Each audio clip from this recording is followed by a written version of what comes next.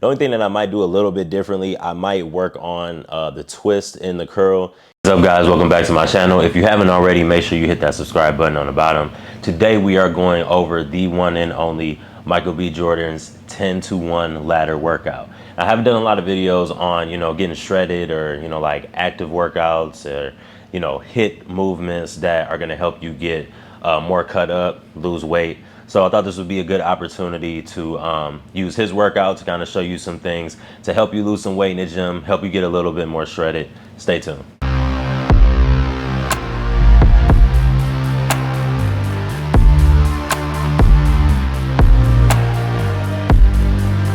All right, so first part of the workout we're going over is warm up. So let's check out and see what he's doing to warm up. So first thing in the morning, before you eat anything, do a little fasted cardio. Get in the pool, work out, do some laps, work on your breathing, your breath. That's so much to do over.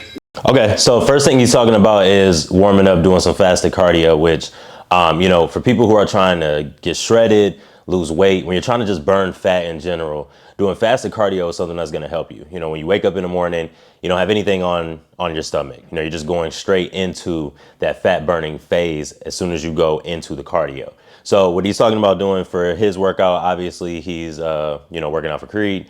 So he's trying to get as shredded as possible. So he's using the pool as a form of cardio to warm up, but also as a form of fasted cardio. Your mental state, you're calm, especially when you're working out, you're training, you're breathing, you always want to keep that straight. So like being in the pool is a full body workout.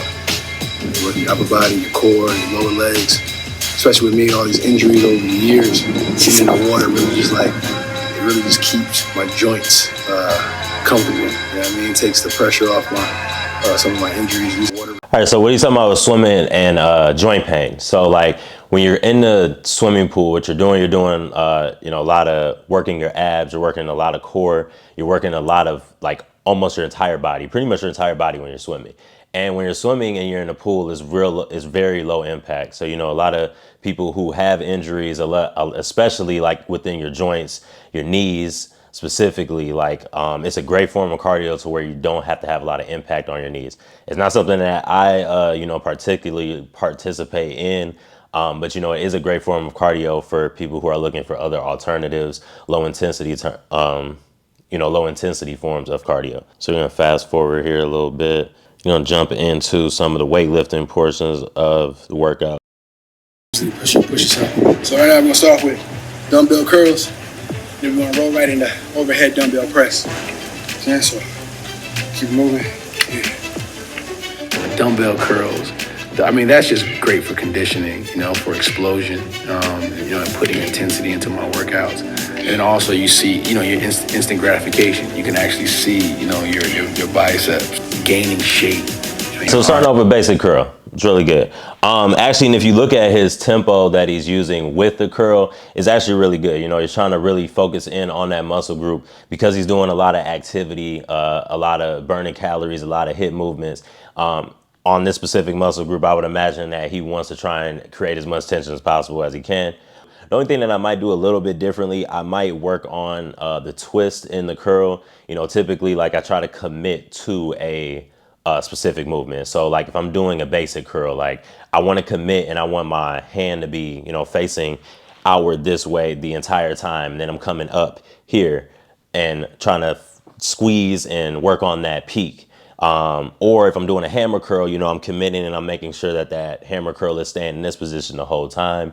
And then when I'm coming up, I'm squeezing, same thing, squeezing my bicep up at the top. So that's the only thing that I would say that I probably would do a little bit differently with my curls. I would kind of commit more to a hand position throughout the set, but this works for him. All right, let's fast forward it a little bit. Doing overhead dumbbell press and shoulder presses are always a lot of fun for me. Gives you those boulder shoulders that Adonis is known for.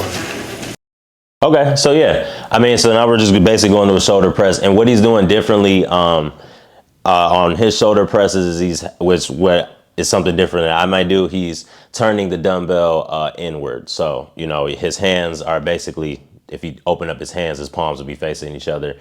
I don't typically go that that hand position that often, but there's absolutely nothing wrong with it. You know, it's going to help you put a little bit more tension on your front delt, which obviously, you know, he's talking about, you know, his shoulder growth and shoulder roundness, you know, for the movie that he's doing. So, yeah, I mean, pretty good exercise to put in to grow your shoulders. I've been working so much from project to project. A lot of my goals kind of factor into the roles that I play. My training goes to, maybe see. Is this really to trust the process and do the work in the step? You can't. So right, bent over rows.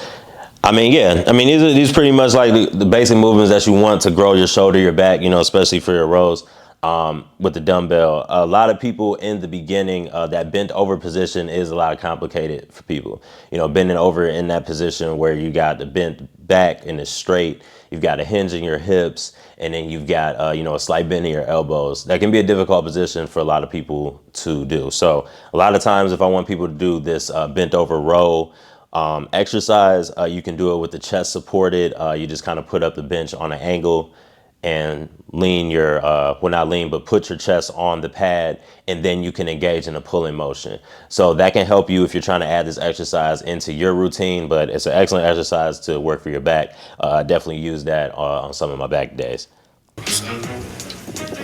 Ball slams are definitely something that I really enjoy doing.